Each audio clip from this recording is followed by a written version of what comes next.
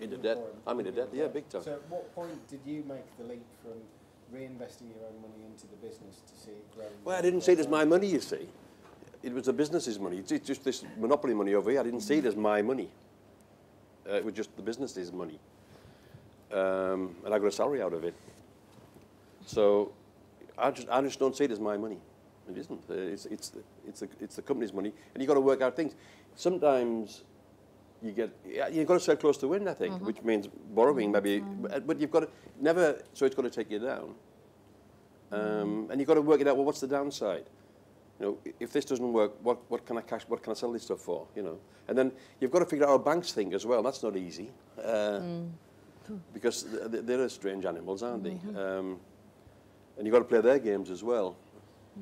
Yeah. So you know, and we look at things like we domestic dehumidifiers. Our main season is now. So we actually look at a forecast. We don't like to lose sales. Now we've got to buy stuff in 12 weeks. We've got already 12 weeks before it arrives here. And we probably sell a third of our stuff in about 6 weeks between November and December. So you've got to think out.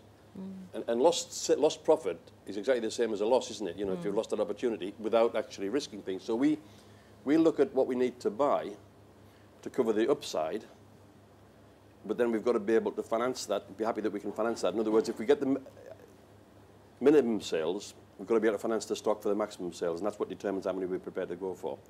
Because there's nothing worse than actually having a good season and you've got no stock.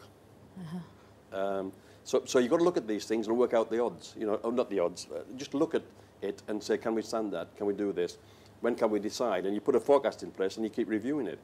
So, but the problem is you've got to order the stuff we're selling now in about August, before we know the season's going. But we just, you know, but you just got to look at it and think about it. And don't use a spreadsheet or a formula. You've got to just get somewhere near it and look at it and say, can we live with that? Because you know, the really good years are quite rare, but you don't want to miss it when it's there. One of the things Sarah talks about is making mistakes. Now, one of the things that when we've spoken before you talked about is fail often. Yeah, fail cheap. Fail cheap. Yeah, that's not easy because, yeah, fail often cheap. Try things. The great difficulty is, you see, I think when you're in the middle of something that you want to make it work, you just see the good side. And that's absolutely right. If you see the negatives, you never do it. You've got to be a bit of a dreamer. You've got to think, yeah, I can make that work. I can make it work. I've never yet been in a situation where you see an opportunity that's so clear.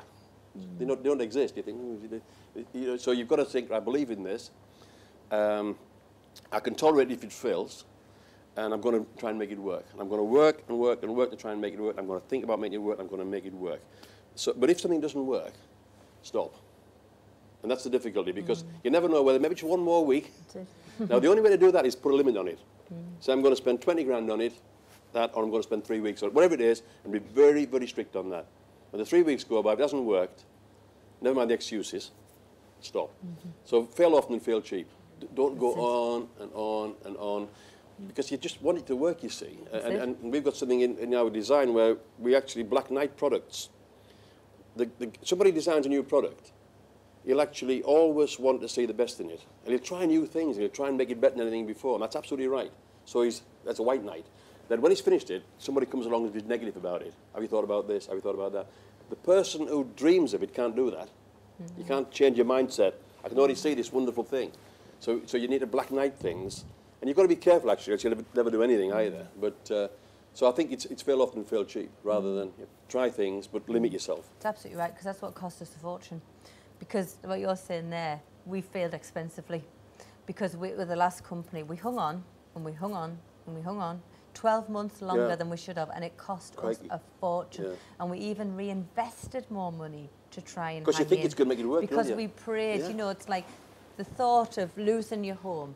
You know you're going to lose your house when you know you're failing, because you've personally guaranteed never, never, ever personally guarantee your home against your business. It's like, you know, it's like you're saying that it's about the feeling cheap. It is true. If you think it's wrong and you can't see anywhere forward, you need to get out I think quick. it's difficult. But I don't think no, you should. because when you're in it, you see, you want to make it work, and it's right. You've got to make it work, and you've got to make it work when all the odds are against you. So it's right that. But then you've got to say, I'm going to sit down on Friday and think about it. But not till then. I'm going to. And you've got to. It's very difficult to change, but you've got to put a date in the diary and say, I'm going to look at it then.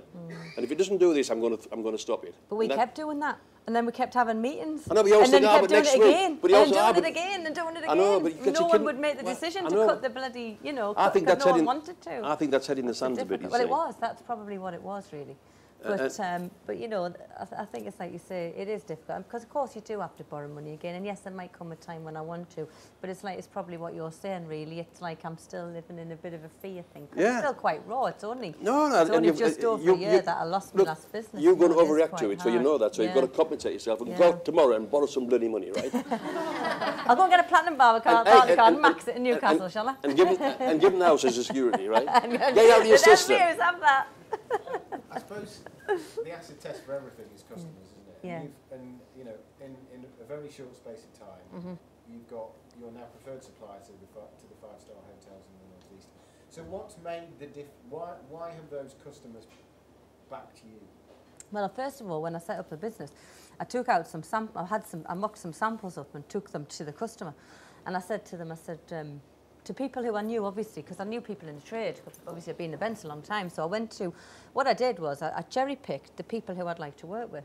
So I went to the top venues, I went to the Wynyards, I went to the likes of the Seams and the Sage and the Baltics and places like that, to people who I knew, and Close House and what have you. And I said, look, I'm thinking about doing this. What do you think of this product? What do you want? What do you get off your current supplier that you don't like? What service do you get off your current supplier that you don't like? What would you like to see? What do you want? What would be helpful to you? So it was really, I kind of went to my customers and they really did a lot of product development for me, because it was, instead of me saying, I've got this and this is all you can have, I kind of said to them, look, I'm doing this. This is what it looks like now. How would you like to see it improve? What would you like?